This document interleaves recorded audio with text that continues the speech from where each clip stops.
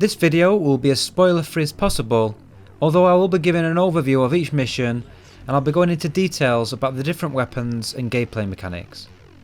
Silicon Rising is a virtual reality cyberpunk inspired shooter.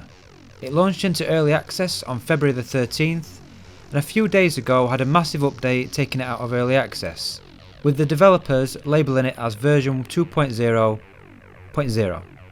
It's available on Steam, supports all PC VR headsets and is priced £15 or $20.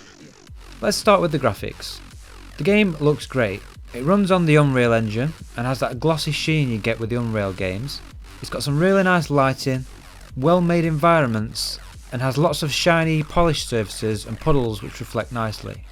It's not AAA quality, but it's still impressive for such a small indie development studio. The animations of the enemies are also pretty good. There are lots of options for people with lower spec PCs. The main one that you can turn off, which will help performance, is the planar reflections, but obviously you're going to lose a lot of what makes the visuals so great if you turn that off. The game has two gameplay modes to choose from.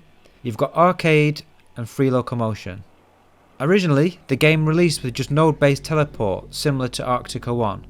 But the developers listened to feedback and they've reworked the game to allow for free movement. I'm happy to say that it completely transforms the game. Here's an example of the difference. In the first mission, right at the beginning, a robot breaks through a door. You kill it. In the old version, you would have to teleport out into the corridor where you have to take out another two robots while dodging projectiles. You then move further down in front of another doorway, you have to kill another 3 robots, you have no cover, leaving you completely vulnerable and exposed. If we play through the same section with the free locomotion, now I can move to cover behind the vending machine and peek out around the corner. Moving to the next point, now rather than being forced to stand in the open, I can hold back and blind fire through the door to take out the robot. This gives you much more control and a lot less frustration. The free movement speed isn't fast, so you're still going to have to use cover and move your body. It's not an easy game, although you do have 3 difficulties to choose from. You're going to need to crouch behind cars trying to pick off enemies. Sometimes they'll throw grenades causing you have to move to a different cover. Later missions really ramp up the difficulty with larger enemies. They start to come at you from different directions, forcing you to keep moving and switching cover. If you don't want to move your body and prefer to just stand and use the stick, then this game probably isn't for you. The update also adds manual reloading, so you have to eject the magazine, load a new one and rack a slide.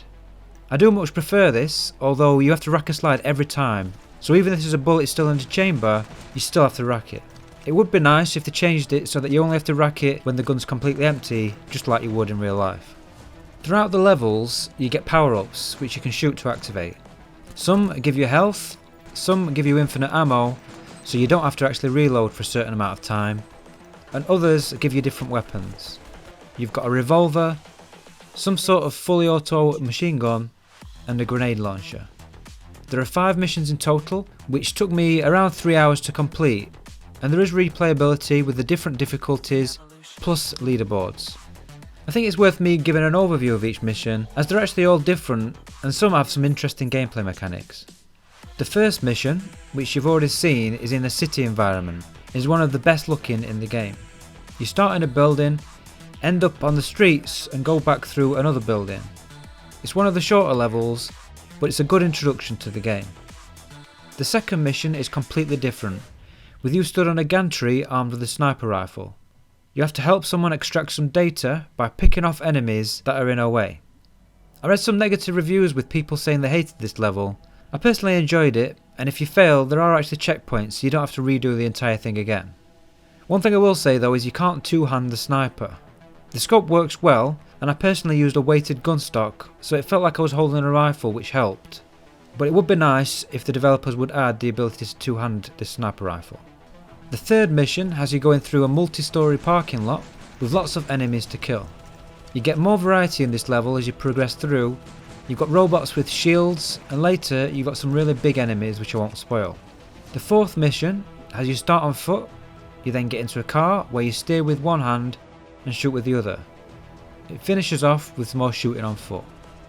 And then you've got the fifth mission, which takes place in a dark area with a flashlight on your pistol.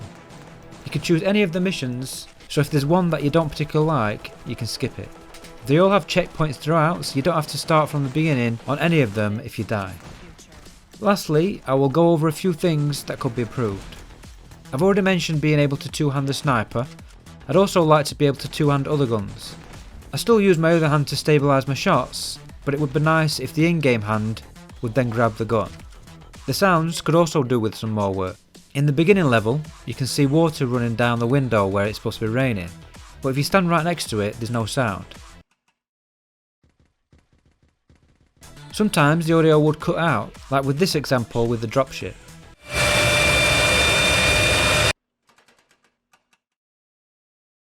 I also think that the gun sounds are a bit weak. If we compare the pistol sounds from Arctica 1 and now in Silicon Rising, I think they need a bit more volume add in, maybe a little bit of reverb and add a little bit more bass. A little bit like this. Overall, I think it's a solid shooter with some nice graphics. It's going to take you about 2.5 to 3 hours to play through all the missions once, but there is some replayability, and I did personally replay through the first mission again to record for this video, and I still had fun. What it's worth to you is subjective, but whether you buy it at full price or wait for a sale, I think it's worth adding to your wishlist and buying it at some point in the future. I'll finish up the video with some raw gameplay footage.